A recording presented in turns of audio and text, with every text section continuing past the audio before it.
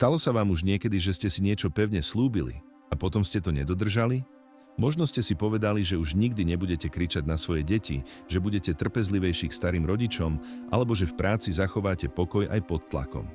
A potom prišla jedna jediná veta. Únava alebo stres a vy ste zlyhali. Ten pocit, keď sklamete sami seba, je niekedy ťažší než kritika od cudzích ľudí. Pýtame sa vtedy, kto som, že som to zasa nedokázal? Má ma Boh stále rád, aj keď neustále padám? Odpoveď na túto krehkosť nášho charakteru nachádzame v dnešnom čítaní zo svätého Evanjelia podľa Jána. Keď Ježiš sedel za stolom so svojimi učeníkmi, zachvel sa v duchu a vyhlásil: Veru, veru, hovorím vám, jeden z vás ma zradí. Učeníci sa pozerali jeden na druhého v rozpakoch. O kom to hovorí? Jeden z jeho učeníkov, ten, ktorého Ježiš miloval, bol celkom pri Ježišovej hrudi.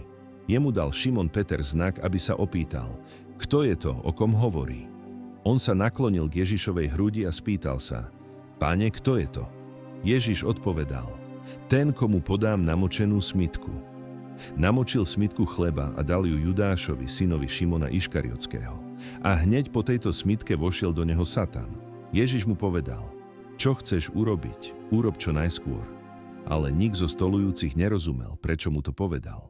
Keď Judáš vyšiel, Ježiš povedal: Teraz je Syn človeka oslávený a v ňom je oslávený Boh.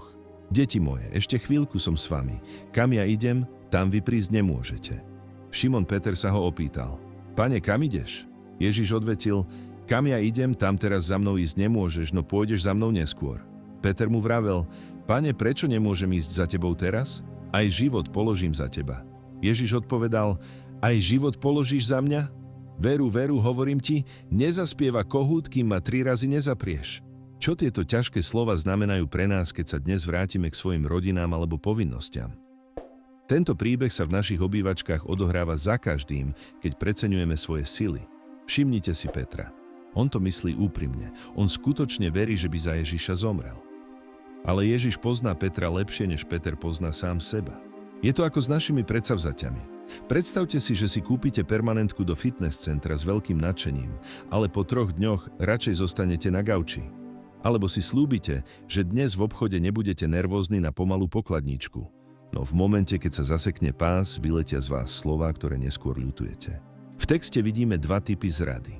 Judášovu, ktorá je chladná a naplánovaná, a Petrovu, ktorá je výsledkom slabosti a strachu.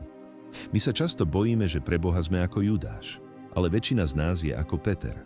Naše zápory, to, že mlčíme, keď by sme mali hovoriť o viere, alebo že sa hneváme, keď by sme mali milovať, nie sú z nenávisti. Sú z našej ľudskej krehkosti.